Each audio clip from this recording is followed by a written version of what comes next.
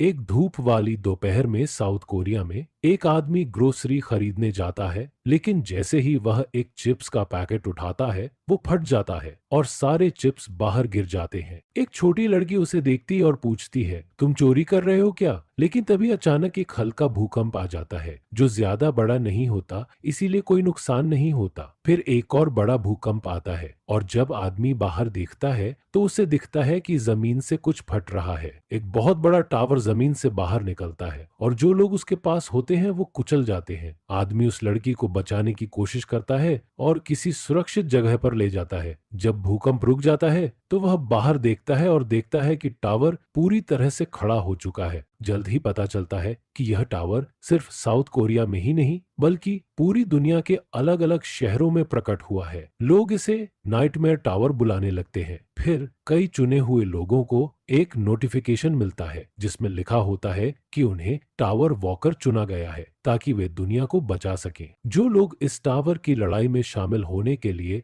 अपनी स्वीकृति देते हैं, उन्हें इंटरफेस सिस्टम का आशीर्वाद मिलता है, जो उन्हें आइटम्स और स्किल्स हासिल करने की शक्ति देता है, जैसे कि यह कोई गेम हो। लेकिन जल्दी ही उन्हें एहसास होता है कि ये कोई गेम नहीं है। इंटरफेस सिस्टम बताता है कि जल्द ही टावर इम्पैक्ट होने वाला है। बाहर की दुनिया में जहां वे लोग हैं जो टावर में नहीं बुलाए गए, वे नुकसान को ठीक करने के लिए कंस्ट्रक्शन का काम कर रहे होते हैं। तभी एक वर्कर कुछ अजीब नोटिस करता है। टावर से एक अजीब प्राणी बाहर आ रहा होता है। टावर इम्पैक्ट का मतलब एक भयानक तबाही होती है, जहां टावर से मॉन्स्टर्स बाहर आकर जमीन पर फैलने लगते हैं। वे सब कुछ नष्ट कर देते हैं, यहाँ तक कि मॉडर्न आर्मी भी उनका मुकाबला नहीं कर सकती। टावर से निकले मॉन्स्टर्स की वजह से दुनिया की 1/3 आबादी खत्म हो जाती और जो लोग टावर के अंदर थे वे कुछ नहीं कर सकते थे, बस इसे होता हुआ देखते रह जाते। जिन लोगों को खास शक्तियां और योग्यताएं मिली थीं, वे इंसानियत की आखिरी उम्मीद बन जाते हैं। तब वॉकर टावर पर हमला करने लगते हैं ताकि इस तबाही को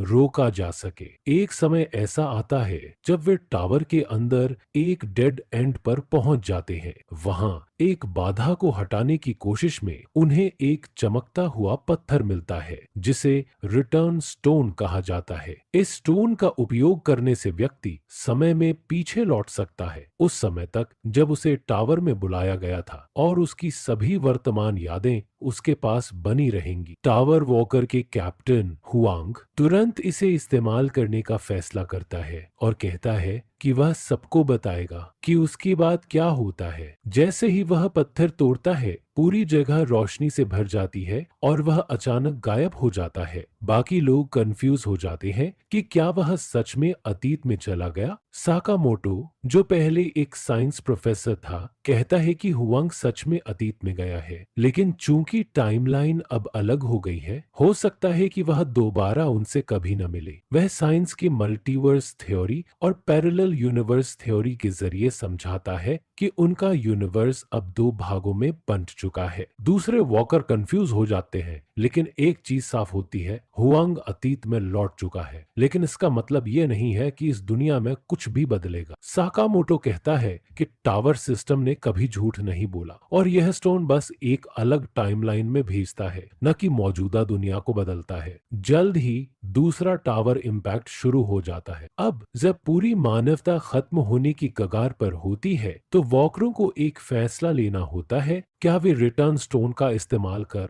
अतीत में लौटें या इसी टावर में रहकर लड़ते हुए मर जाएं? आखिर में जो लोग टावर के ऊंचे स्तरों तक नहीं पहुंच सकते, वे पत्थर का इस्तेमाल कर वापस चले जाते हैं, और जो लड़ते रहना चाहते हैं वे टावर में ही रह जाते हैं। जैसे ही एक वॉकर को एक मॉन्स्टर खाने ही वाला होता है, तभी अचानक एक आदमी 2 डैगर्स के साथ वहां पहुंचता है। वह इतनी तेजी से वार करता है कि मॉन्स्टर तुरंत ही खत्म हो जाता है। उसके बाद वह वॉकर से पूछता है, तू ठीक है? फिर उसके पीछे कुछ और लोग आते हैं। वे वही लोग होते हैं जिन्होंने रिटर्न स्टोन को ठुकरा दिया था। वे लोग जो किसी भी हाल में टावर में बने रहने को तैयार थे। टावर के ऊपरी स्तरों में एक मास्क पहने मॉन्स्टर बॉस के खिलाफ एक लड़ाई होती है। यूनहवान बॉस का ध्यान अपनी ओर खींचता है और जेहवान को हमला करने का मौका देता है। दोनों मिलकर इतनी शानदार कॉम्बिनेशन अटैक करते हैं कि वह मास्क वाला बॉस तुरंत मर जाता है। लड़ाई खत्म होने के बाद अच्छी बात यह होती है कि उनकी टीम में कोई मरा नहीं होता, बस कुछ हल्की चोटें लगी होती है। तेजी से आगे बढ़ते हुए वे सोचते हैं कि शायद वे जल्द ही टावर के आखिरी स्तर तक पहुंच सकते हैं। बॉस के ड्रॉप आइटम को चेक करते हुए जेहवान को एक खास हथियार मिलता है, सप्रेसिंग ड्रैगन स्वॉर्ड। हालांकि सब कुछ मानवता के पक्ष में जा रहा था।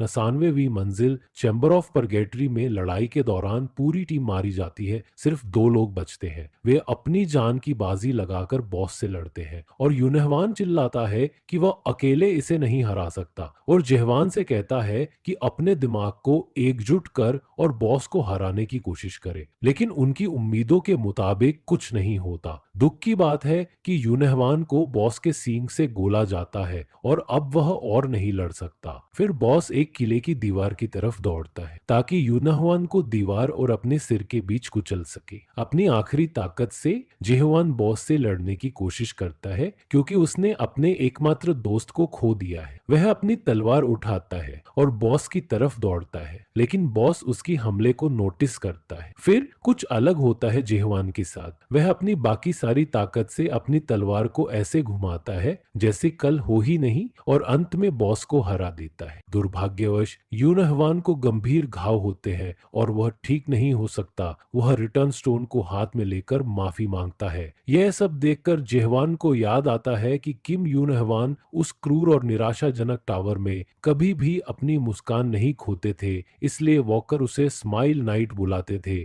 और अब वह स्माइल नाइट पहली बार अपनी मुस्कान खो चुका था। जेहवान फिर उसे मुंह मोड़कर कहता है, बस जाओ पहले कि मैं अपना मन बदल लूं। इसके साथ जेवान टावर की ऊपरी मंजिलों में अकेला बचा रह जाता है और अकेले ही अंतिम मंजिल को पूरा करने का इरादा करता है। जब वह 99वीं मंजिल खोलने की कोशिश करता है तो उसे अपनी टीम के साथ बिताए गए समय की याद आती है। जो चीज उसे मंजिल के पीछे मिली वह एक बर्फीला क्षेत्र था और वहां उसे तुरंत एक बर्फीला ड्रैगन से लड़ना पड़ा जिसे वह अभी तक हरा नहीं सकता। ड्रैगन से छिपते हुए जेहवान का हाथ जम जाता है। वह बताता है कि उसे 99वीं मंजिल तक पहुंचने में 10 साल लग गए हैं और जबकि उसने 98वीं मंजिल तक पहुंचने के दौरान कई संकटों का सामना किया था। 99वीं मंजिल की खतरे की स्तर किसी भी निचली मंजिलों से कहीं अधिक था। 99वीं मंजिल का बॉस बर्फीला ड्रैगन, जिसे वेल्चिसिस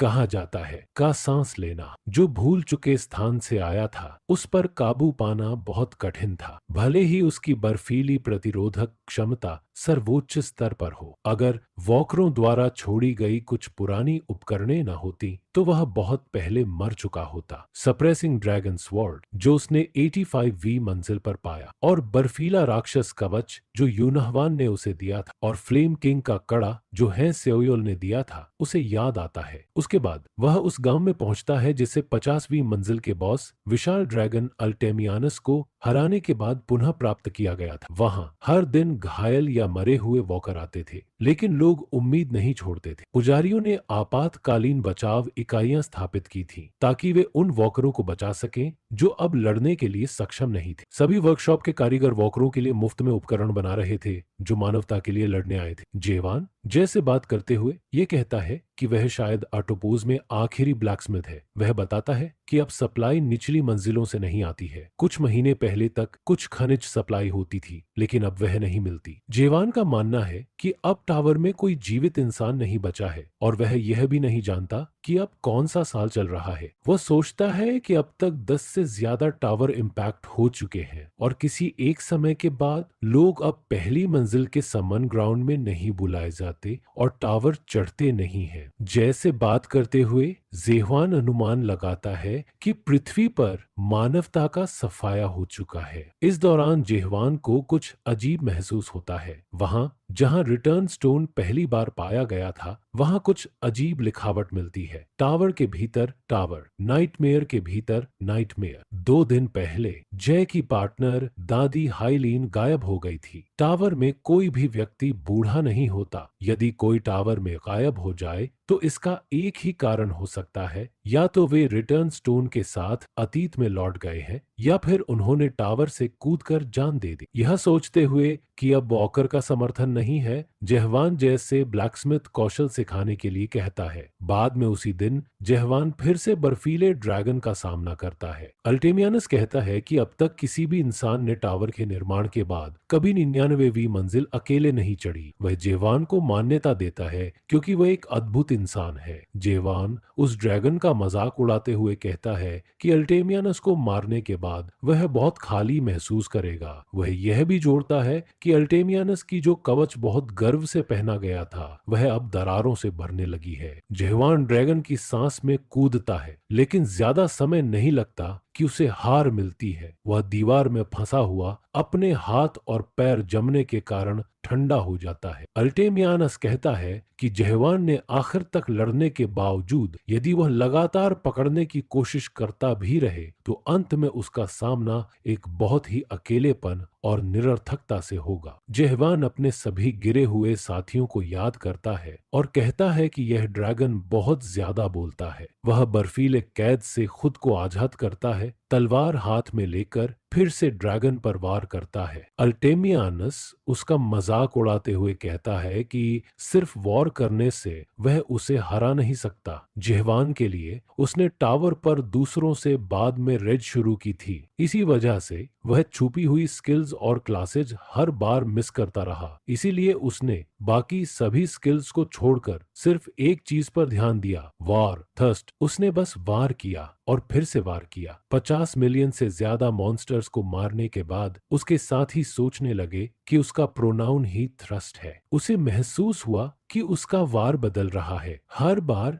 जब वह वार करता तो यह और तेज और ज्यादा सटीक और ताकतवर होता। धीरे धीरे उसका वार सिर्फ एक मूवमेंट से बढ़कर एक छिपी हुई स्किल की ताकत हासिल करने लगा। और क्योंकि यह कोई स्किल नहीं थी, उसकी स्पिरिट पावर खत्म नहीं होती थी और वह कभी थकता नहीं था। तब जाकर सैकड़ों वार करने के बाद उसने आखिरकार ड्रैगन को खरोंच दिया। जब अल्टेमियानस इससे तंग आ गया और जेवान को खत्म करने का फैसला किया, उसने नजदीक से अपनी ड्रैगन ब्रीथ का इस्तेमाल किया। जेवान के पास इसे चकमा देने का समय नहीं था, लेकिन तभी उसे ड्रैगन के अंदर एक रोशनी दिखाई दी, वही रोशनी जो उसने 98वीं मंजिल पर देखी थी। इसके साथ उसने अपनी पूरी ताकत झोंक दी और ड्रैगन पर वार किया। इस बार यह पूरी तरह से असरदार साबित हुआ और उसने ड्रैगन की ठुड्डी उड़ा दी। गुस्से में ड्रैगन आसमान में उड़ गया और नीचे खड़े जेहवान पर लगातार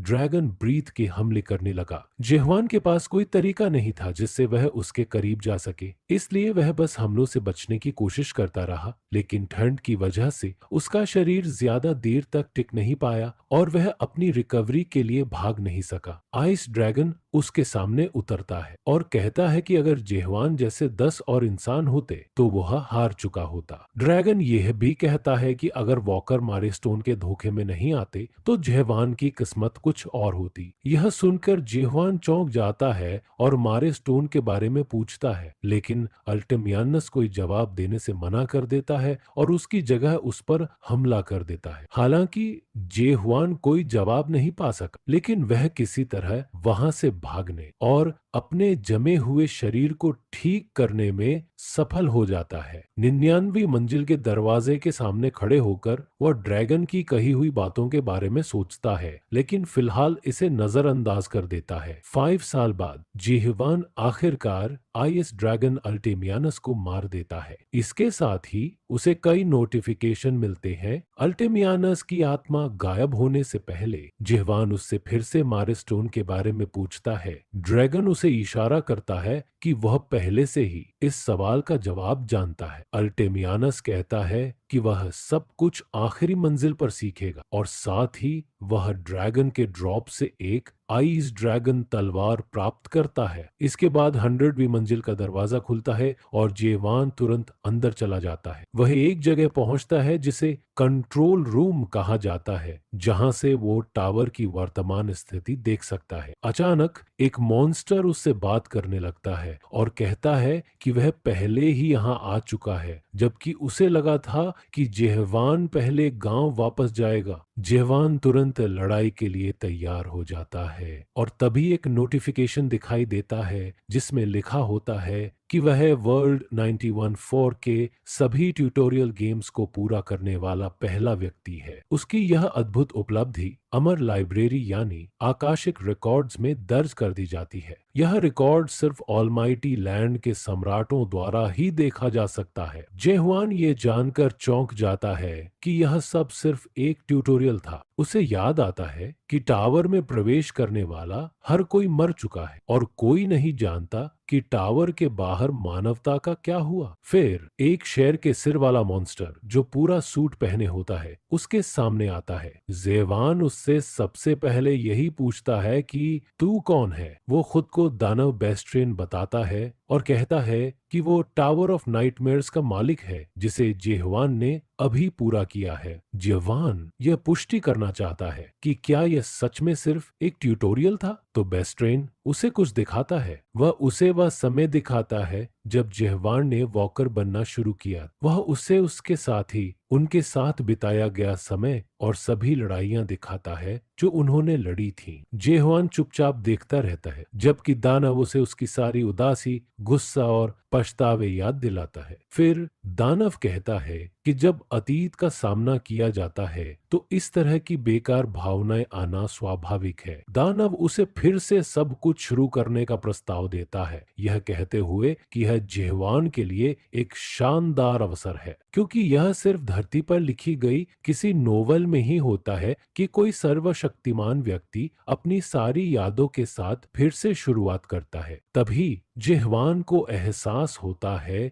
कि सभी वॉकर शुरू से ही दानव द्वारा मूर्ख बनाए गए थे। मानवता के पास टावर इम्पैक्ट को रोकने का कोई तरीका नहीं था और इंसानों के पास केवल एक ही रास्ता था, बस टावर को रेड करते रहना। मानवता का उद्धार बस एक झूठी उम्मीद थी। फिर जयवान अतीत में वापस जाने से इनकार कर देता है क्योंकि उसने कार्पेट डीएम बनने का वादा किया था। फिर दानव जोर जोर से हंसी करता है, कहता है कि टावर या अल्माइटली लैंड में कोई भी चीज किसी को अतीत में वापस नहीं भेज सकती। जयवान को याद आता है कि अल्टेमियनस ने कभी मेर की स्टोन के बारे में बताया था। वह ये जानकर दुखी हो जाता है कि टावर में जो भी उसके साथ चलते थे वे सभी दानव द्वारा धोखा खा चुके थे। दरअसल रिटर्न स्टोन असल में मेर की स्टोन होती है। दानव समझाता है कि मेर की स्टोन उपयोगकर्ता को अतीत में नहीं भेजती, बल्कि वह उन्हें सपनों में फंसा देती है जिन्हें मेर ने बनाया है, और उच्च मंजिल तक केवल जयवान के पास ही टावर खत्म करने का जुनून था। आखिरकार वह अतीत में वापस जाने का प्रस्ताव स्वीकार नहीं करता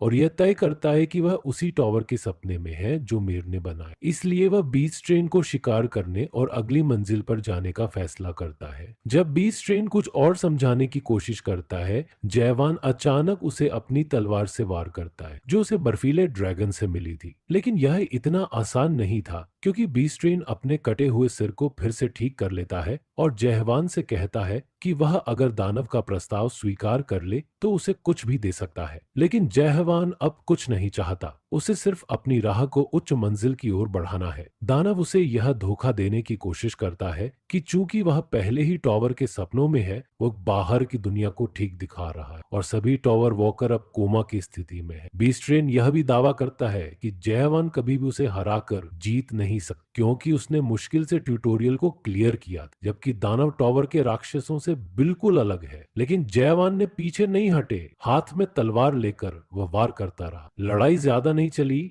जयवान पीट कर वापस स्मिथी में आया और हाथ में औषधियों के साथ अपनी साधारण मरम्मत कर रहा था। अब वह टावर का आखिरी वॉकर है और अपना सामान खुद ठीक कर रहा है। यह दिन 72वीं कोशिश का है। हालांकि जयहुआन हर दिन बिना आराम के बीस ट्रेन से लड़ता है, लेकिन किसी भी तरह वह दानव पर एक खरोंच भी नहीं डाल सका। हालांकि जयहुआन हमेशा से लड़ाई से जीवित बाहर आता है और अजीब बात यह है कि दानव उसे मारने का कोई इरादा नहीं रखता, इसलिए चाहे जितने साल लगे जयहुआन कभी हार नहीं मानेगा। कंट्रोल रूम में बीस्ट्रेन सब कुछ देखता है और बताता है कि वह एक कल्टीवेटर है और पहली बार उसने ऐसा कुछ देखा है। वो समझाता है कि कल्टीवेटर यह सुनिश्चित करता है कि एक उत्पाद सुरक्षित रूप से अल्माइटली लैंड में अनुकूल हो, उसे एक द्वितीयक कल्टीवेशन प्रक्रिया से गुजराकर परिपक्व किया जाता है। प्राथमिक प्रक्रिया में अवांछनीय बीजों को खत्म करना होता है, जिससे केवल अच्छे बीज ही बचते हैं, और ये ट्यूटोरियल गेम द्वारा किया जाता है जो अच्छे उत्पादों की तलाश करता है। इसके बाद चुने हुए उत्पाद को असली खेल में बढ़ने की शुरुआत होती है और द्वितीयक प्रक्रिया में उन बीजों को पानी और उर्वरक दिया जाता है। बीस्ट्रेन ये जानकर बहुत खुश होता है कि उसका टॉवर ऐसा उत्पाद बाज, लेकिन यह सोचकर उसे परेशानी होती है कि वह उत्पाद खुद अगले चरण में नहीं बढ़ना चाहता। इससे उसे मुश्किल हो रही है क्योंकि वह उत्पाद को खुद नहीं मार सकता। उसे डर है कि इसके परिणाम भयानक हो सकते। जयवान दानव के लिए खास उत्पाद है, इसलिए देवता लगातार उससे संपर्क कर रहे हैं। अभी के लिए जयवान के पास कोई भी स्टेट्स नहीं है, लेकिन वह फिर भी बीस्ट्रेन तक नहीं पहुंच सकता। तो वह टॉवर की पूरी सिस्टम पर सवाल उठाता, जिससे उसे कुछ महसूस होता है। जब वह दुनिया की सिस्टम पर सवाल उठाता है तो वह कुछ अजीब देखता है जो डायन कण के रूप में रूप बदलता है, साथ ही साथ टूटी हुई चीनी के क्यूब्स के जैसे। हर बार जब वे बदलते हैं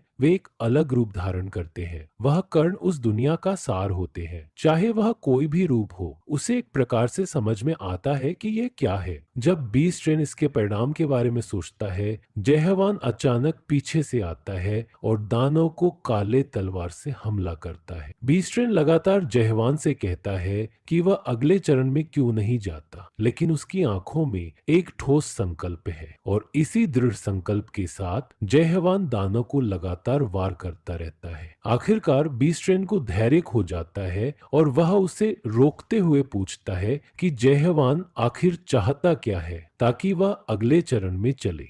फिर बीस्ट्रेन बताता है कि असल में ब्रह्मांड एक ही आयाम से नहीं बना है। मुख्य आयामी स्तर को अल्माइटली लैंड कहा जाता है और इसके तहत अनगिनत परिवर्तन होते हैं जो उससे शाखाएं निकलती हैं। पृथ्वी उस प्रणाली के अनगिनत परिवर्तनों में से एक छोटा सा ग्रह है। वे पृथ्वी को 294वां संसार कहते हैं। टॉवर ऑफ नाइटमेयर्स में वॉकर स्किल्स और आइटम्स कमा सकते हैं और फिर अपने स्टेटस पर काम करते हुए वे अल्माइटली लैंड के सिस्टम में ढल जाते हैं। इसके बाद उन्हें एक नए दुनिया में यात्रा करने का मौका मिलता है। दानवों का काम इस प्रक्रिया का समर्थन करना होता है। बीस्ट्रेन और भी बताते हैं कि टॉवर ऑफ नाइटमेयर्स को पृथ्वी पर लाने का सिर्फ एक संयोग था और यह बीस्ट्रेन ने चुना था। लेकिन जयवान अगला सवाल कुछ अलग पूछता है। वह पूछता है बीस्ट्रेन जैसे कोई क्यों इस टॉवर को चला रहा है। इस सवाल से दानव घबरा जाता है। बीस्ट्रेन बताता है कि वह स्वेच्छा से इसे कर रहा है और ये भी कि उनके बीच कई दानव हैं जो अलग अलग ग्रहों पर विशेष वॉकरों की निगरानी करते हैं। उन्होंने एक ऐसा स्वर्ग बनाया है जहां इंसान, राक्षस और दानव सभी शांति से रह सकते हैं। जयवन फिर पूछता है मोनार्क कौन होते हैं। बीस्ट्रेन जवाब देता है कि वे अल्माइटली लैंड के शासक होते हैं और जो असली खेल को पार करके अल्माइटली लैंड में प्रवेश करते हैं उन्हें अपनी सेनाओं में शामिल होने का निमंत्रण मिलता है। जयहवान दानवों से कहता है कि ठीक 10 दिनों में वह इस जगह को छोड़ देगा। वह उन 10 दिनों का समय अपनी ताकत को और मजबूत करने में लगाता है जबकि दानव उसकी निगरानी करता है। बीस्ट्रेन बेचैन है, सोचता है कि उसने टॉवर के विक्रेता से धोखा खाया है। उसे पता चलता है कि उसने जो टॉवर खरीदी थी वह मास्टर द्वारा बनाई हुई नहीं बल्कि पहली पीढ़ी का था जो इतनी पुरानी थी कि वह इसका सही उम्र भी नहीं बता सकता था। पहली पीढ़ी का टॉवर होने के कारण वह वॉकर की सहमति के बिना ट्यूटोरियल को खत्म नहीं कर सकता था, इसीलिए वह बस वादा किए गए दिन का इंतजार करता है और 10वें दिन बीस्ट्रेन जयवान को ट्यूटोरियल खत्म करने का एक प्रॉम्प्ट नोटिफिकेशन भेजता है। लेकिन जयवान ट्यूटोरियल खत्म करने के बजाय फिर से दानव पर वार करता है जिससे बीस्ट्रेन चौंक जाता है। कणों को देख पाने के बाद जयवान का वार करने का तरीका अस्थिर हो जाता है, लेकिन हर बार जब वह वार करता तो उसे एक अजीब सी असहजता महसूस होती। उसे ऐसा लगता है जैसे कोई खास समझ जाग रही हो जो उसे और भी अधिक संकल्पित बना देती है दानव को खत्म करने के लिए। बहुत समय बाद पहली बार जयवान मुस्कुराता है, सोचते हुए कि वह जो महसूस कर रहा है वह जीवन का एहसास है। अब वह थक चुका था। बीसेन ने काले लोहे की लकड़ी से जयवान को जड़ से पकड़ लिया। दानव बताता है कि टॉवर को 100 दिन बाद समाप्त करने के लिए प्रोग्राम किया गया है, इसलिए उसे जयवान को तब तक जड़ से पकड़े रहना होगा और अगले चरण में जाना होगा। लेकिन जयवान स्थिर नहीं रहता, वह कुछ अजीब सा छोड़ता है और कमरा रोशनी से घिर जाता है, जिससे दानव को डर लगता है कि जयवान अब क्या बन चुका है। फिर वह लोहे की लकड़ी को तोड़कर बीसेन पर फिर से हमला करता है, लेकिन इस बार वह दानव को नुकसान पहुंचाने में सफल हो जाता है। और यह पहली बार है जब बीस्ट्रेन ने एक साधारण टॉवर वॉकर की ताकत को महसूस किया। अगले दिन जयवान 100वीं मंजिल पर पहुंचता है और उसे संदेह होता है कि क्या टॉवर असल में मीर के सपने के अंदर है। उसे फिर से संदेह होता है कि क्या दानव उसे मार नहीं सकता, क्या एक इंसान जिसे बार बार बेहिचक बहाल किया जा सकता है। ये शब्दों का सार फट रहा था और बातें शुरू हो गई। अपने अनगिनत संदेहों के बाद वह एक ऐसी जगह पर पहुंचता है जहां अब कोई संदेह नहीं रह जाता। उसने समझ के माध्यम से खुद को उस स्थान तक पहुंचाया। इस समय जहवान के सारे वार दानव को नुकसान पहुंचाते हैं और यह बीस्ट्रेन को गुस्से में डाल देता है। उसने अस्थायी रूप से सहमति की सीमाएं हटा दी, चिल्लाते हुए कहता है कि अब वह जहवान पर आसानी से नहीं जाएगा। दानव का पलटवार पहले से कई गुना अधिक तेज होता है और वह जहवान को गहरी चोट पहुंचाता है। बीस्ट्रेन ने व्यक्त किया कि जहवान कितना अद्भुत है जो ट्यूटोरियल खत्म करने के बाद इतनी जल्दी दूसरे चरण में ढल गया, और उसने ये दावा किया कि ये एक इंसान के लिए सीमा है और वो बिना किसी गैप के जयवान पर हमला करता रहता है, उसे और अधिक घाव पहुंचाता है। जयवान सिर्फ हमला नहीं झेलता, बल्कि वह अपनी तलवार से लगातार वार करता रहता है और जैसे जैसे वो वार करता है वो 10 बिलियन वार के करीब पहुंचता है। बीस्ट्रेन लगातार बकवास करता रहता है, कहता है कि जयवान को असली खेल में भाग लेना ही होगा और दानव पर हमला करने से जो हारने वाला है वह जयवान ही होगा। तभी जब उसने 10 बिलियन का आंकड़ा छुआ, 1 बिलियन बार वॉर करने के बाद वह एक रेखा देखता है जो उसे बताती है कि कहां वॉर करना है। ठीक वैसे ही जैसे उसने 98वीं और 99वीं बास को हराया था। उसने ज्यादा देर नहीं की और स्वाभाविक रूप से अपनी तलवार दानव की ओर कर दी। हैरान दानव यह विश्वास नहीं कर पा रहा था कि इंसान केवल ढल नहीं रहा था, यह एक शक्ति थी जो एक जागृत नायक के पास होती है। वो बीस्ट्रेन से कहता है कि वो उसे आखिरी बार सुन ले और कहता है कि इंसान वो नहीं है जिन्हें दानव बस ऐसे ही अपने मन से इधर उधर कर सके। इंसान कोई मामूली चीज नहीं है जिन्हें दानव अपनी मर्जी से इस्तेमाल कर सके या फिर डिजिटलाइज कर सके, और ना ही वो ऐसे प्रोडक्ट हैं जिन पर दानव कीमत रख सके। जयवान अब उस स्क्रिप्ट का पालन नहीं करेगा जो दानव ने बनाई थी। वह टॉवर को तोड़ देगा और अगली मंजिल पर चढ़ेगा और फिर ऊपर की तरफ चढ़ता जाएगा। फिर जयवान का स्टेटस ब्रेक हो जाता है और बीस्ट्रेन उससे रुकने की भीख मांगता है, क्योंकि वो कहता है कि अगली मंजिल जैसी कोई चीज नहीं है। लेकिन जयवान को यकीन है कि अगली मंजिल वाकई में। उसे टॉवर में कुछ अजीब लिखा हुआ मिलता है जिसमें कहा गया है कि टॉवर ऑफ नाइटमेयर्स असल में पहले दानव की नकल है, ये इल्यूजन ट्री के ऊपर की शाखा है। इस बिंदु पर जयवान जानता है कि टॉवर इल्यूजन ट्री की जड़ पर रखा गया है, तो वो यकीन करता है कि अगली मंजिल ट्रंक में होगी। फिर अगर वो छत को तोड़ सके तो वो अगली मंजिल पर जा सकता है। टॉवर से कई तरह की नोटिफिकेशन आती हैं जिनमें कहा जाता है कि कुछ अनहोनी हुई है, जबकि वह टॉवर वॉकर की तलाश कर रहे होते हैं और फिर यह पाया जाता है कि इस टॉवर में कोई वॉकर मौजूद नहीं है और ट्यूटोरियल गेम अब पूरी तरह से खत्म हो चुका है। जयवान फिर एक उष्णकटिबंधीय जंगल में जागता है जहां उसके सामने एक भेड़ों का झुंड आ जाता है और वह अपने हाथ में तलवार लेकर तैयार हो जाता है उन्हें खत्म करने के लिए। एक हल्की सी थ्रस्ट में ही वह आसानी से भेड़ को 2 टुकड़ों में काट देता है और भेड़ों के नेता का आना उसे यह सोचने पर मजबूर कर देता है कि अब उसकी थ्रस्ट और भी मजबूत होनी चाहिए। वो सामान्य थ्रस्ट का इस्तेमाल करता है और भेड़ को टुकड़े टुकड़े कर देता है। फिर वह भेड़ों के सींगों को इकट्ठा करता है, सोचते हुए कि ये राक्षस तो कमजोर है, लेकिन उसे नहीं पता कि वह बस टूटा हुआ है। अगला जो आता है वो एक झुंड हरे चींटियों का है जो यह कहते हैं कि एक साधारण इंसान कैसे टेंटाहॉर्न के सींग इकट्ठा कर सकता है। चींटी उसे हमला करती है, लेकिन चूंकि जयहवान उन्हें समझ सकता है, वह उन्हें तुरंत खत्म नहीं करता, बल्कि उन्हें रोकने की कोशिश करता है और धमकी देता है कि अगर वे फिर से हमला करेंगे तो वह उन्हें मार डालेगा। आखिरकार वह पूरी चींटी की सेना को खत्म कर देता है और एक को जिंदा छोड़ देता है ताकि उससे कुछ सवाल पूछ सके। लेकिन चींटी उसे मजाक उड़ाती है और जयहवान उसे तंग करके कहता है, तुम मुझे समझने लायक तरीके से बोलो। फिर और तंग होने के बजाय चींटी अपनी जीभ काट लेती है। हालांकि वे जयहवान के सामने कमजोर थे, लेकिन उनकी इच्छा शक्ति जयहवान से कहीं ज्यादा मजबूत थी। चींटियों के शरीर को चेक करने पर उसे एक छोटा सा आयामी बैकपैक मिलता है जो उसे भारी सामान रखने की सुविधा देता है, जैसे कि एक इन्वेंट्री। उसे लगता है कि वह इस जगह पर भी अल्माइटली लैंड जैसे दूसरे आयामी संसार के इंटरफेस सिस्टम का इस्तेमाल कर पाएगा, लेकिन उसे इस स्थान पर भी आइटम की जानकारी देखकर राहत मिलती है। जब वह 99वीं मंजिल से अपनी तलवार चेक करता है तो उसे पता चलता है कि वह तलवार अपनी रूप बदल सकती है और शवों को निगल सकती है। आखिरकार उसे एक नक्शा भी मिलता है जो इल्यूजन ट्री कैओस को दिखाता है। कहीं और एक लाल बालों वाली महिला अपने साथियों के साथ भेड़ों का झुंड हाँक रही होती है। वे हैरान होते हैं क्योंकि वह एक बिहौर एक भेड़ के बॉस को उथल पुथल कर रही होती है जिसके 2 सींग होते हैं। जयहवान उन्हें दूर से देखता है और सोचता है कि वे बिहौर से निपटते वक्त मर जाएंगे। उसे लगता है कि वह महिला उनके बीच सबसे मजबूत है और यह सोचता है कि शायद वह उन्हें ठगने वाली है। जब एक लाल रंग का मजबूत आदमी हमला करने की तैयारी करता है तो महिला दावा करती है कि वह उसकी मदद करेगी, लेकिन बदले में उसे सीधे मुंह पर घूंसा मार देती है। हालांकि बिहॉर्न ठीक उसके सामने है और उसे टुकड़े टुकड़े कर देने वाला है। एक हल्की सी थ्रस्ट से जयहवान उसे बचाता है और बिहॉर्न की खोपड़ी को फाड़ देता है। उनसे बात करने पर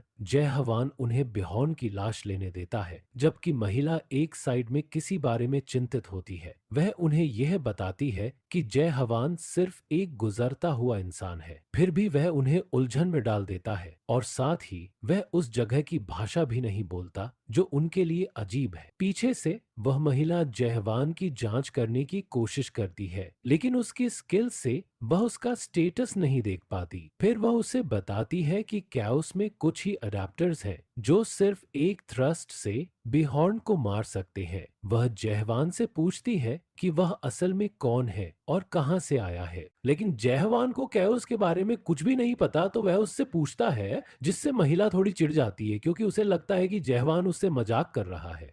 वह सुनिश्चित करने की कोशिश करती है कि वह समझ रहा है और जयहवान कहता है कि वह समझता है। जयहवान जानता है कि वह कौन है, बस ये कि वह अब कहां से है और पृथ्वी पर उसका क्या संबंध था। ये सब बेकार हो गया है जब से वह टॉवर में आया है। इसके बदले में जयहवान ने नए साथी और यादें हासिल की हैं, लेकिन जैसे ही ट्यूटोरियल खत्म हुआ वे सब एक मरीचिका की तरह गायब हो गए। जो साथी उसके साथ थे वो शायद कहीं पृथ्वी पर होंगे और सबसे बड़ा इनाम यह था कि वो अपने सारे यादें बनाए रख सकता था, जबकि उसे फिर से शुरू करना था। वे लोग उसे और उनके टावर में बिताए गए समय को याद नहीं करेंगे। तो जयवैन ने लाल बालों वाली महिला से कहा कि उसे कुछ भी याद नहीं है, लेकिन वह उसकी बातों पर विश्वास नहीं करती और उस पर चिल्लाती है। वह सोचने लगती है कि जयवैन शायद अबिस का कोई शक्तिशाली अस्तित्व है। इसी बीच जयवैन का हथियार कंपन करने लगता है और जब वह उसे उठाता है तो वह रूप बदलकर उस हथियार को खा जाता है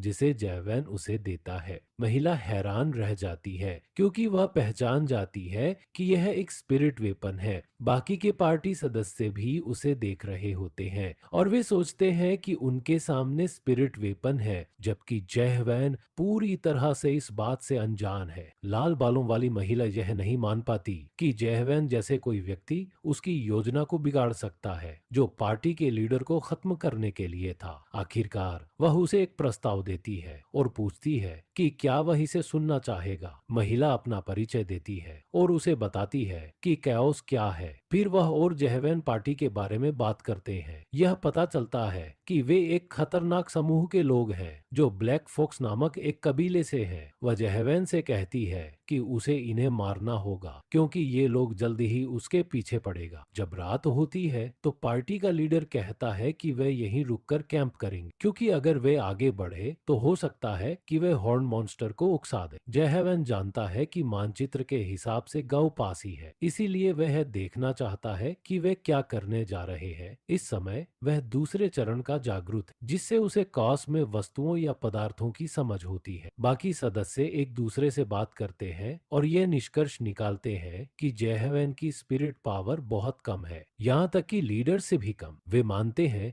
कि जय वैन बिहॉर्न को केवल अपने स्पिरिट वेपन की मदद से मार सकता है। इसी बीच जयवैन को यह समझ में नहीं आता कि बीस्ट्रेन कहता है कि टॉवर ऑफ नाइटमेयर्स में जो आइटम्स हैं वे कोई खास बात नहीं रखते, फिर भी लोग उन्हें क्यों चाह रहे हैं यह समझ से बाहर है। एक बात तो साफ है, जयवैन जानता है कि कैओस कोई सर्वशक्तिमान भूमि नहीं है। ब्लैक फॉक्स पार्टी जब फिर से चलने लगती है तो मीनो जयवैन को चेतावनी देती है, लेकिन वह वहीं लेट कर रहता है। वह उससे कहती है कि स्पिरिट वेपन का इस्तेमाल करके उन्हें खत्म कर दे, लेकिन जयवैन कहता है कि उसके पास अब वह हथियार नहीं है। वह बताता है कि उसने वह हथियार किसी और को उधार दिया था क्योंकि वह व्यक्ति रात की पहरेदारी के दौरान उसे देखना चाहता था। तभी लीडर उसका मजाक उड़ाता है क्योंकि अब जयवैन के पास वह हथियार नहीं है। वह मीनो और जयवैन दोनों को खत्म करने की सोचता है ताकि वह फिर से आराम से सो सके। मीनो गुस्से में आ जाती है, उन्हें गालियां देती है और अपनी ताकत दिखाती है। जयवैन को आखिरकार ये समझ में आता है कि वह महिला अब अपनी असली शक्ति दिखा रही है। उसकी आंखों में खून की तृष्णा झलकती है और वे लोग दोनों को आसानी से हराने का सोचते हैं, लेकिन मीनो एक हाथ से दो लोगों को खत्म कर देती है। फिर वह एक काले रंग का खंजर निकालकर एक और सदस्य पर इतनी ताकत से फेंकती है कि उसकी गुस्से को शांत कर सके और कहती है कि माफी चाहती है कि उसने उसे बहुत जोर से फेंक दिया। अब मीनो गुस्से से भरकर कहती है कि अब वे सभी एक साथ आकर उसे हराने की कोशिश। पहले तो मीनो पर शक करता है, लेकिन अब उसे यकीन हो जाता है कि वह विच ऑफ मास्करे है। वह उससे पूछता है कि उसे डार्क फॉरेस्ट में किसी ने हत्या के लिए भेजा है। मीनो इस पर ज्यादा ध्यान नहीं देती और कहती है कि ब्लैक फॉक्स ने अनअडैप्टरों को अनगिनत बार मारा है और स्वाभाविक रूप से कैओस में लोग उसे मारने के लिए उसे भेजते हैं। फिर लीडर जयहवैन के स्पिरिट वेपन का इस्तेमाल करता है और उसके पीछे ब्लैक फॉक्स के और सदस्य आ जाते हैं। यह पता चलता है कि उसने अपने मालिक को भी बुला लिया है और वह कहता है कि अगर स्पिरिट वेपन इतनी आसानी से उसके हाथ लग जाता है तो उसे मालिक को क्यों बुलाया था। क्लांट, ब्लैक फॉक्स का कबीला प्रमुख, तीसरे चरण का अडाप्टर है। वह यह खुलासा करता है कि ब्लैक फॉक्स के आधे से ज्यादा सदस्य सिर्फ जयहवैन को पकड़ने के लिए इकट्ठा हुए हैं। मीनू सोचती है कि यह उसके लिए गर्व की बात है कि वह इतना बड़ा कार्य कर रहे हैं। फिर वह जयहवैन से माफी मांगती है कि अब वह उसकी रक्षा नहीं कर पाएगी और उसे एक एस्केप स्टोन देती है। वह बताती है कि अगर जयहवैन इसे इस्तेमाल करता है तो वह सबसे पास के किले में टेलीपोर्ट कर जाएगा। उसके पास सिर्फ एक ऐसा स्टोन है और वह उसे इस्तेमाल करने के लिए कहती है। जयहवैन मीनो से पूछता है कि अगर उसे अतीत में लौटने का मौका मिले तो क्या वह वापस। मीनो जवाब देती है कि वह कभी भी अतीत में नहीं लौटेगी क्योंकि उसने बहुत कठिनाई झेली है। अगर वह मरेगी तो आज ही मरेगी और अतीत में कभी नहीं लौटेगी। यही वह पल था जब जयहवैन उठता है, कहता है कि मीनो आज नहीं मरेगी, अपनी तलवार निकालता है और ब्लैक फॉक्स के सदस्य को मारना शुरू कर देता है। नेता अपने सदस्य को एक जादू से बफ करता है और उसके शरीर पर आग लग जाती है, लेकिन वे सभी जयहवान द्वारा आसानी से मारे जाते हैं। जब जयहवान क्लैन तक पहुंचता है तो उसका सीना बस एक झटके में फट जाता है। उसके पीछे एक लाल बालों वाला आदमी खड़ा है जो जयहवान की तलवार लिए हुए है। जैसे ही जयहवान उस आदमी के पास पहुंचता है वह आदमी बस झुककर उसे तलवार सौंप देता है। अब आत्मा के हथियार के साथ हाथ में जहवान हल्की सी झटका मारता है और ब्लैक फॉक्स के सभी सदस्यों को खत्म कर देता है। मीनो को यह देखकर हैरानी होती है क्योंकि पहले वह सोचती थी कि उसने अपनी तलवार दे दी और वह केवल एक बेवकूफ था जो खतरे को समझ नहीं पा रहा था। लेकिन यह सच था क्योंकि जहवान सचमुच बहुत ताकतवर था। फिर वह जहवान से उसकी असली पहचान के बारे में पूछती है और वह जवाब देता है कि क्या उसने पहले ही नहीं याद किया, यह कहते हुए कि वह जानती है कि वह कौन है। वह मजाक करता है, कहता है कि क्या वह अब अपनी याददाश्त खो चुकी है, जिससे मिनो थोड़ी घबराई हुई महसूस करती है। फिर वह उससे उस पत्थर के बारे में पूछती है जो उसने जहवान को दिया था, लेकिन वह कहता है कि उसके पास वह अब नहीं है। सच में जहवान ने उसे पहले ही नष्ट कर दिया था। थोड़ी देर बाद एक अलाव के पास जहवान आकाश की ओर देखता है, महसूस करता है कि कितनी शांति है, जबकि मीनो हड़बड़ाते हुए पत्थर ढूंढ रही होती है, यह कहते हुए कि एक अनजान आदमी की वजह से उसे अब हर जगह उसे ढूंढना पड़ रहा है। जहवान फिर कहता है कि उसे लगा था कि मीनो उसकी पहचान जानती है कि वह एक इंसान है। मीनो उलझन में पड़ जाती है तो वह फिर से पूछता है कि क्या वह इंसान है, और मीनो कहती है कि हाँ, वह इंसान। जहवान कहता है कि उसके लिए यह काफी है क्योंकि वह उसकी दोस्त बन सकती है। यह सुनकर मिनो थोड़ी और उलझाती है, लेकिन वह ज्यादा नहीं सोचती और वे रात का अंत कर देते हैं। अगली सुबह वे गांव की ओर बढ़ते हैं और मिनो कहती है कि वह जहवान से जलती है क्योंकि उसे नहीं याद है कि जहवान कैसे केओस में आया। फिर जहवान उससे पूछता है कि वह केओस में कैसे आई, तो मिनो कहती है कि अगर वह जानता है कि वह क्या पूछ रहा है तो उसे बाद में इसका पछतावा होगा। फिर वे गॉर्गन किले तक पहुंचते हैं और जहवान को एक वेदी दिखती है जो पहले मंजिल पर टावर ऑफ नाइटमेयर्स की सर्कल जैसी लगती है। अचानक बहुत सारे लोग उस वेदी पर दिखाई देते हैं और चीखने लगते हैं। जहवान जानता है कि जब इंसान ऐसा चेहरा बनाते हैं तो इसका मतलब होता है कि वे मरे हुए हैं। मीनो उसे बताती है कि जो लोग केओस में आते हैं वे वही होते हैं जिन्होंने टावर से किसी भी दुनिया में मौत पाई थी। वह उसे याद दिलाती है कि उसे यह नहीं पूछना चाहिए कि लोग केओस में कैसे आते हैं क्योंकि ये मृतकों की भूमि है। कुछ ही देर बाद बहुत सारे अधिकारी वेदी की ओर बढ़ते हैं, उनका स्वागत करते हैं। वे कंबल लाते हैं और कप्तान अपने सिपाहियों से कहते हैं कि उन्हें लाइन में खड़ा करें और सीधे भाषण हॉल में ले जाएं। तब मिनो पहचान जाती है कि कप्तान ने जिसे पुकारा है वह जेम्स है। वह उससे कहती है कि वह किले में आ गई है और चूंकि वह एक दूसरे को पहचानते हैं वह कहती है कि उसे गुजरने दे, लेकिन जेम्स मना कर देता है, बताते हुए कि स्थिति अब बदल चुकी है और हाल ही में अधिकारियों ने नीति बदल दी है। अब जो भी किले में प्रवेश करना चाहता है उसे प्रमाण पत्र दिखाना होगा। फिर मिनो कप्तान को बिहॉर्न का सींग देकर रिश्वत देती है जिसे वह खुशी खुशी स्वीकार कर लेता है। फिर वह जहवान से प्रमाण पत्र के बारे में पूछता है, लेकिन जहवान के पास ऐसा कुछ नहीं होता। मिनो फिर उसे चिढ़ाते हुए कहती है कि अगर वह कृपया कहे तो वह उसकी मदद करेगी। कप्तान फिर से समझाता है कि अगर जहवान के पास प्रमाण पत्र नहीं है तो वह किले में प्रवेश नहीं कर सकता। जहवान फिर अपनी पोशाक से कुछ निकालने की कोशिश करता है जिससे मिनो चिंता करने लगती है, सोचते हुए कि क्या जहवान सभी गार्डों को मारने और किले में घुसने की योजना बना रहा है। जहवान की प्रकृति को जानकर मिनो सोचती है कि वह सच में ऐसा कर सकता है, लेकिन जैसे ही मीनो उसे ढकने की कोशिश करती है कोई उनके पास आता है और पूछता है कि वहां क्या हो रहा है। वह क्लीनेस्ट चेक पॉइंट के मैनेजर, नॉर्डर्न चेक पॉइंट के प्रमुख कार्लटन होते हैं। वह जेम्स के सामने आकर पूछते हैं कि क्या हो रहा है। जेम्स उसे बताता है कि जहवान किले में प्रवेश करना चाहता है जबकि उसके पास कोई प्रमाण पत्र नहीं है। कार्लटन फिर उसे बताता है कि वह अंदर नहीं जा सकता, लेकिन जब जहवान पूछता है कि क्यों, तो कार्लटन उसे कानून पढ़कर सुनाता है जो उसे ऐसा करने से रोकता है। हाँ, फिर वह अपनी ताकत से सभी को झुका देता है।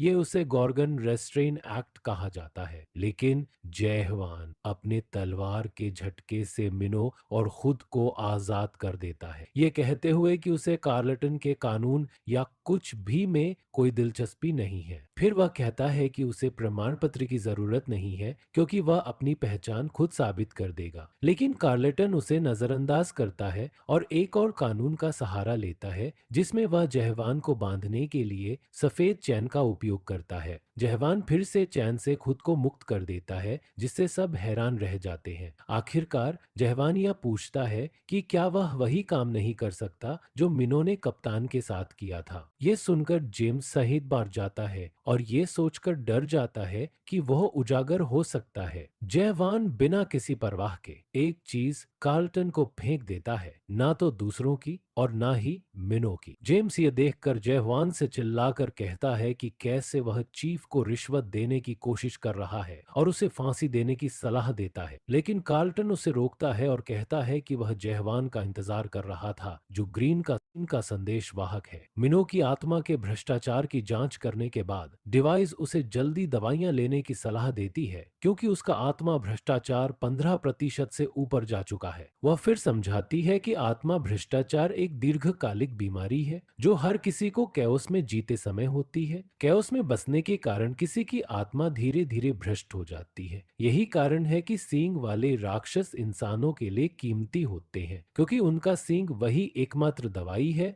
जो कैओस में आत्मा भ्रष्टाचार को कम कर सकती है। कार्लटन फिर जहवान का आत्मा भ्रष्टाचार मापने की कोशिश करता है, लेकिन डिवाइस जहवान पर इसे मापने में सक्षम नहीं होती और स्क्रीन पर 0% दिखाता है। कार्लटन मुस्कुराता है और जहवान द्वारा दी गई चीज उसे वापस कर देता है। वह उसे बताता है कि उसे आत्मा पत्थर किसी को भी हाथ में नहीं देना चाहिए और उसे ग्रीन का संदेशवाहक बुलाता है, लेकिन जहवान कहता है कि वह ग्रीन से नहीं है, जैसा कि कार्लटन लगातार कह रहा है। कार्लटन फिर समझाता है कि आत्मा पत्थर एक बहुमूल्य वस्तु है जो आध्यात्मिक शक्ति को बढ़ाती है, लेकिन यह इतना साधारण नहीं है। कार्लटन के हाथ में उस पत्थर को कुछ समय तक रखने से उसका हाथ पूरी तरह से भ्रष्ट हो जाता है। इसका मतलब है कि जो ग्रीन से नहीं है वह आत्मा पत्थर को संभाल नहीं सकता। ग्रीन ही वो जीव है जो बिना भ्रष्ट हुए इस पत्थर को पकड़ सकते हैं। हालांकि जहवान ग्रीन में से नहीं है, फिर भी कार्लटन जहवान की आत्मा पर विश्वास करता है। वह समझाता है कि डिवाइस जहवान की आत्मा को माप नहीं सकती, क्योंकि उसकी आत्मा कैओस की सभी आत्माओं में सबसे शुद्ध है। जब कार्लटन और जेम्स किले के अंदर जाते हैं, जेम्स का सपना सच हो जाता है। कार्लटन कहता है कि गेट पर कोई है जो रिश्वत लेकर लोगों को अंदर जाने देता है। इस बीच गांव में जहवान सोच रहा होता है कि चीजें बहुत जटिल हो गई हैं। इसके अलावा वह एक मृत वजन भी ढो रहा है, क्योंकि कार्लटन ने मिनो को कानून के तहत सजा दी है, क्योंकि वह अपना पहचान पत्र नहीं ले आई थी और अब वह एक ऐसे जॉम्बी की तरह हो गई है जो बस जहवान का पीछा करती है। वह फिर गांव वालों से पूछता है कि क्या कोई तलवार बनाने वाला कारीगर है। तभी किसी ने उसकी आत्मा हथियार को देखा। एक सुरंग में पहुंचने के बाद मिनो जाग जाती है और जहवान उसे कहता है कि वह अब अपनी राह पर जा सकती है, लेकिन वह नहीं चाहती। कहती है कि जहवान उसे अकेला छोड़ने के लिए बहुत दूर नहीं जा सकता। वह सोचती है कि जहवान अब भी उससे नाराज है, क्योंकि उसने उसे गेट पर छोड़ने की कोशिश की थी, लेकिन उसने इसे मजाक के तौर पर कहा था। वह फिर कहता है कि अब उसके लिए यही काफी है, क्योंकि वह किले के लिए मार्गदर्शन पा चुका है और आगे वह उसके लिए एक रुकावट बनेगी। जयहवान और मिनो अलग हैं, इसलिए वह फिर से कहता है कि वह अपनी राह पर चले। लेकिन जैसे ही कपल्स के बीच लड़ाई होती है, मिनो फिर भी उसे फॉलो करने का फैसला करती है और पूछती है कि क्या जयहवान को पता है कि वह कहाँ जा रहा है। जयहवान उसे बताता है कि वह डरावने सपने को ढूंढने जा रहा है। पता चलता है कि मिनो को एक ऐसा स्थान पता है जहां वह हो सकता है, तो वे वहां जाने के लिए सहमत हो जाते हैं। लेकिन उससे पहले जयहवान को उन लोगों से निपटना होगा जो उनका पीछा कर रहे हैं, क्योंकि कुछ लोग उनके साथ कुछ काम है। एक गुंडों का समूह जयवान से उसकी तलवार देने को कहता है, लेकिन वह साफ मना कर देता है। इस दौरान मिनो सबसे छोटे गुंडे पर गुस्से में होती है, जबकि यह स्पष्ट है कि वह समूह का सबसे बड़ा व्यक्ति है। जयवान ने तंग आकर गुंडे के हाथ पर हमला किया और बाकी समूह को चेतावनी देने के लिए उनका हाथ थोड़ा ऊपर से मारा, क्योंकि उसे यह सब बहुत परेशान कर रहा था। वह उनसे कहता है कि जल्दी से एक साथ हमला करो। लीडर गुस्से में आता है क्योंकि उसका प्यारा छोटा गुंडा घायल हो जाता है। फिर वे सब जयहवान पर हमला करते हैं, लेकिन जयहवान उन्हें नहीं मारता, बल्कि उन्हें बेहोश कर देता है। मिनो उसे चिढ़ाती है कि क्या वह सिर्फ धक्का मारने के अलावा कुछ और जानता है। जयहवान कहता है कि उसे 15 साल अपने जीवन के सिर्फ धक्का मारने में ही बिता दी। वह फिर सोचती है कि वह पहले क्यों अपनी धक्का मारने में चूक गया जिससे छत उड़ गई, लेकिन फिर पता चलता है कि वह देख रहा था कि कोई छत पर छुपे हुए कौशल का उपयोग कर रहा था। इसलिए जयहवान उसे थोड़ा डराने का फैसला करता है क्योंकि यह उसे परेशान कर रहा था। थोड़ी देर बाद वे अंत में एक कारीगरी की दुकान ट्वाइलाइट्स फॉल पहुंचते हैं। एक प्रशिक्षु जो ग्राहकों से बात करने का जिम्मेदार था आता है और उनका स्वागत करता है। वह एक युवा स्वस्थ दिखने वाला लड़का था। वह कहता है कि आज उनका दिन बहुत व्यस्त है, भले ही वह आज ऑर्डर दे दे तो भी कुछ समय लगेगा। इस दुकान के अंदर प्रशिक्षु एक क्वाडहॉर्न के सींग से बनी तलवार को देखकर उत्साहित थे और वे खुद को गहनों की स्लॉट पर काम करने के लिए प्रस्तुत कर रहे थे। वह जोड़ता है कि जो इस काम को सफलतापूर्वक पूरा करेगा वह दिन के लिए डिप्टी मालिक बन जाएगा। माइकल जो कि एक लोहार है अपने शागिर्दों को तलवार पर काम करने की अनुमति देता है, लेकिन जब वे अपनी बारी लेते हैं तो वो किसी तरह से तलवार में एक भी खरोंच नहीं डाल पाते। माइकल को अपने शागिर्दों पर गुस्सा आता है और तब जयवान चुपके से लोहार की दुकान में आता है और कहता है कि वह भी एक कोशिश करेगा। माइकल उसे हल्के में लेता है और कहता है कि उसके शागिर्द भी इस काम को नहीं कर पाए, लेकिन जेहवान अपनी अंगुली से उस छोटी सी तलवार को चुभाता है और उसमें एक छेद कर देता है। फिर उसे घुमाकर कहता है कि वह आज के लिए डिप्टी मालिक बन गया है, लेकिन जैसे ही जेहवान उस तलवार के साथ खेलता है वह टूटकर चूर चूर हो जाती है, जिससे पूरी दुकान में हड़कंप मच जाता है और माइकल को बहुत गुस्सा आता है। माइकल गुस्से में कहता है कि वह इतना महंगा सामग्री जो कि सींग था उसे यूं तोड़ दी। जेहवान खेद जताता है कि वह सिर्फ उस हिस्से को नहीं तोड़ सका जहां की जरूरत थी, बल्कि पूरी चीज ही तोड़ दी। माइकल और भी गुस्से में आता है और कहता है कि उसे सामग्री का मुआवजा देना होगा। फिर जेहवान एक पेंटाहॉर्न का सींग निकालता है और माइकल उसे खुशी से ले लेता है, यहाँ तक कि वह उस विशाल सींग को देखकर शर्मा जाता है। इसके बाद माइकल अपने शागिर्दों से दरवाजा बंद करवाता है और जेहवान को अपनी व्यक्तिगत लोहार की दुकान में ले जाता है और कहता है कि यह पूरे गॉर्गन क्षेत्र में सबसे बेहतरीन सुविधाओं वाली दुकान है। फिर जेहवान एक और सींग निकालता है। पेंटाहॉर्न के पास तो 5 सींग थे और उसके पास और भी थे, लेकिन माइकल को यह समझ में नहीं आता कि यह सब क्यों किया जा रहा है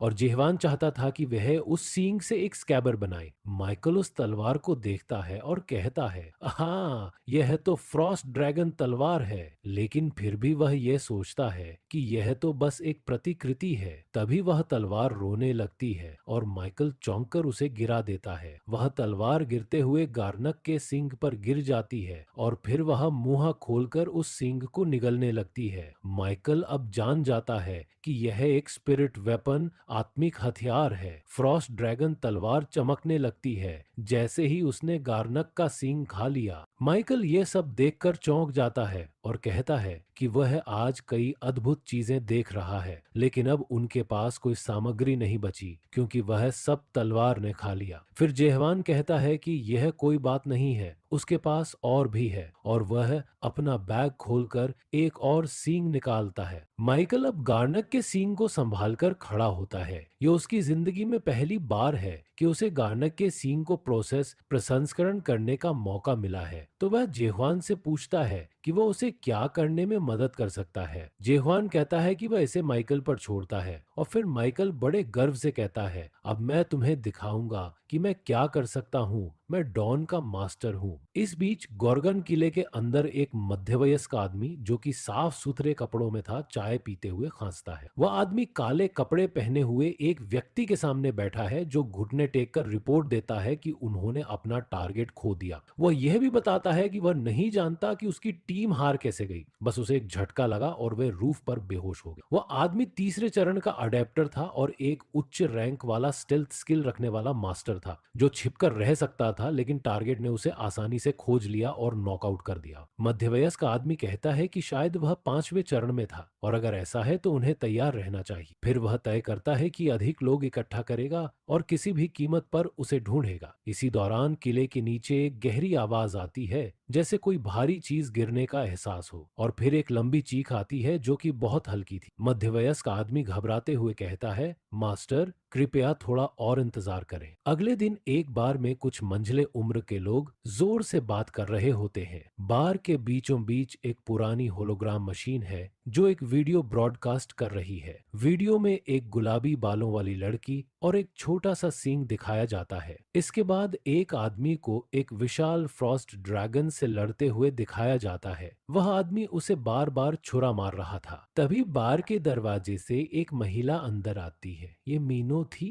वह तेज कदमों से बार की ओर बढ़ती है और बैठ जाती है। उसकी पतली कमर और सफेद चमड़ी का चेहरा सभी पुरुषों का ध्यान आकर्षित करता है। लेकिन अचानक सभी लोग डरकर बाहर दौड़ जाते हैं क्योंकि मीनो की तंग ऊर्जा दबाव से वे सभी डर गए थे। मीनो हंसी के साथ सोचती है और पीने लगती है। तभी बार की मालिक आंटी क्लेयर आती है और कहती है, तुम बुरी लड़की हो मीनो, तुम मेरे कारोबार के लिए बुरी हो। मीनो बहुत ज्यादा शराब पीने के बाद सही से बोल भी नहीं पा रही थी, लेकिन वो लगातार बड़बड़ा रही थी। क्लेयर ने अपनी आंखें तंग की। उसे मीनो बहुत अच्छे से जानती थी। मीनो उसी वक्त से ऐसी थी जब वे टावर ऑफ नाइटमार्स में मिले थे। वो कमजोर थी लेकिन उसका गुस्सा बहुत था। इसके अलावा उसे लोगों के साथ मस्ती करना और उन्हें मुश्किल में डालना बहुत पसंद था। वो बुरी नहीं थी लेकिन हमेशा अपने आसपास के लोगों को परेशानी में डाल देती थी। क्लेयर अपने बाल सुलझाती हुई सोच रही थी कि अब उसे जयहुआन के साथ नहीं रहना चाहिए क्योंकि उसे लगता था कि जयहुआन खतरनाक है। इससे पहले कि मिनो को जवाब देती, एक शक्तिशाली ऊर्जा का संदेश उस खिड़की से अंदर आया और मिनो तक पहुंच गया। मिनो ने संदेश देखा। कार्लटन,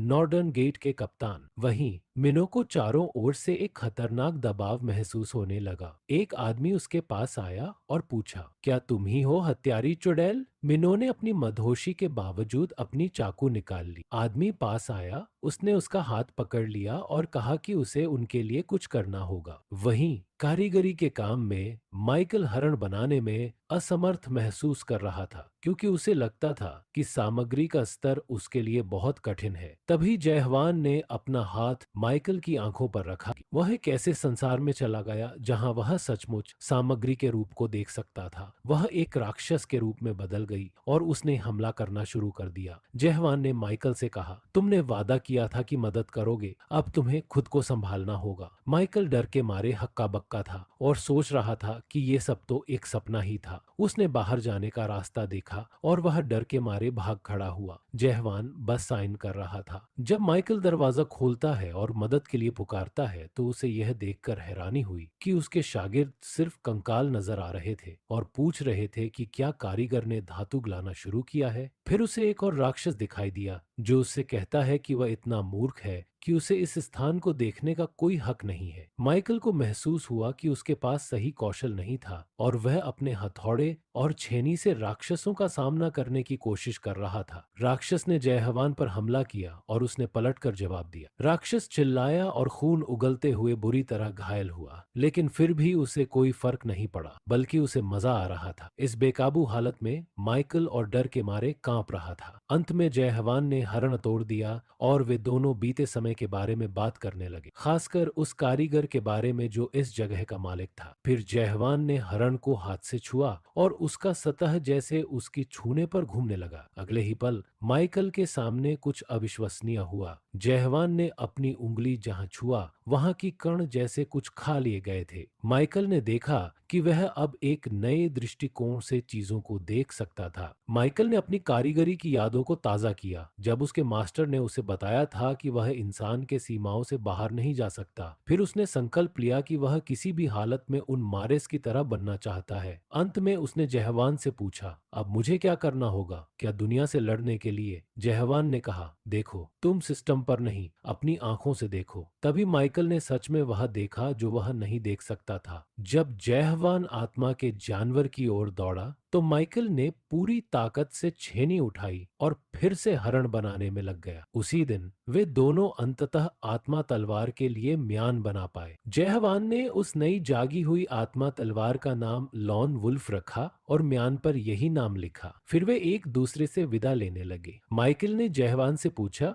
तुम मुझे अपनी आंखों से कैसे देखते हो? जयहवान ने जवाब दिया, तुम इंसान हो लेकिन मैं देख सकता हूँ कि तुम सब कुछ कंकाल। जयहवान शहर में घूमते हुए मिनो से मिला। उसने मिनो से पूछा, क्या तुम्हें मेरे पीछे क्यों आना पड़ा? मिनो ने बताया, कि वह उसे मारने की योजना बना रही थी और वह जहवान के पास रखी सभी आत्मा पत्थरों को अपने साथ लेना चाहती थी। फिर उसने उसे कपड़ों का बैग दिया और कहा कि यह उसका माफी का तरीका है। उसने पूछा, अब तुम क्या करने वाले हो? जहवान पहले से ही जानता था कि अब उसे मारे से मिलकर उस आकाशीय भ्रम के बारे में पूछना होगा और वह उस गहरे गड्ढे के बारे में भी जानना चाहता था। उसने मिनो से कहा कि वह अब वापस नहीं आएगा क्योंकि आखिरकार वह एक इंसान है। और यह सुनकर मिनो गुस्से से बोल पड़ी, तुम क्या समझते हो कि तुम कौन हो? यह सुनकर उसे गहरी तकलीफ हुई, लेकिन उसने यह भी कहा कि लोग चाहे जितनी बार बचाए जाएं, असलियत वही रहती है। यह सोचकर मिनो ने जयहवान से कहा, क्या तुम मुझे इंसान जैसा दिखते हो? फिर उसने विदाई दी और कहा कि वे अब कभी नहीं मिलेंगे। उसके रूप में अचानक बदलाव आया और वह फिर से इंसान जैसी दिखने लगी। कहा जाता है कि चाओस के लोग मृत आत्माएं हैं जो अपनी मौत के बाद टावर में आए थे, लेकिन जयहवान अलग है। वो इंसान की सीमाओं को पार करके चाओस में आता है। उसने टावर द्वारा लगाए गए सीलिंग को तोड़ा और खुद ही चाओस में चढ़ा। बार में वापस आते हुए मिनो सोचती है कि ऐसा कैसे हुआ। जैसे ही वह दरवाजा खोलती है, बार पूरी तरह से तहस नहस हो चुका होता है और कुछ लोग अंदर खड़े होते हैं, क्लेयर को बंधक बनाकर। ये लोग फॉरबिडन हेवन क्लैन से हैं। उनके नेता जो एक बुजुर्ग होते हैं, उनका नाम जान्या है। वो मीनो से पूछते हैं कि वो अकेली कैसे वापस आई। मीनो अपना डैगर निकालते हुए कहती है कि वो जितने सरल दिखते हैं उतने हैं नहीं। वह सवाल करती है कि क्या उन्होंने कभी कोई चुड़ैल देखी है जो अपना वादा निभाए, और कहती है कि एक खास व्यक्ति अब नहीं आएगा। फिर वह उन पर हमला करती है, यह कहते हुए कि वो व्यक्ति सिर्फ चाओस को नष्ट करने वाला था। जान्या कहता है कि वो चुड़ैल पागल हो गई है। वह अपनी छाया छोड़ता है मिनो से लड़ने के लिए, लेकिन मिनो आसानी से उन्हें हराकर अंतिम शत्रु को हराती है। उसका डैगर जान्या की तरफ उड़ता है। जान्या अपनी तलवार उठाकर मिनो के हमले को काटता है, जो उसे चोट पहुंचाती है, और इस बीच क्लेयर को बंधक बनाए रखता है। आखिरी प्रयास में मिनो अपनी पूरी ताकत से 8 डैगर एक साथ छोड़ती है, लेकिन जान्या उन्हें भी आसानी से नष्ट कर देता है, यह कहते हुए कि उसकी तकनीकें कितनी प्यारी हैं। फिर वह मिनो को धमकी देता है कि वह खुद उसे काट डालेगा। मिनो गिरकर बेहोश हो जाती है। वह आखिरी बात जिसे वह याद करती है वह है जयवान, और वह सोचती है कि वह उसे तब से ही वापस जाने की इच्छा रखती है। तभी जान्या उसकी तलवार से हमला करने वाला होता है। अचानक आकाश से एक हमला आता है जिसे जान्या अपनी तलवार से रोक लेता है। जयवान आता है और मिनो के पास खड़ा हो जाता है। मिनो उसे देखकर पूछती है कि वह दुनिया को नष्ट करने के बजाय यहाँ क्या कर रहा है। जयवान जवाब देता है कि वह जो कपड़े उसने उसे दिए थे वे अब फिट नहीं थे, इसलिए उसने उन्हें लौटा दिया। इस बीच जान्या को यह एहसास होता है कि जयवान वही है जिसने आत्मा पत्र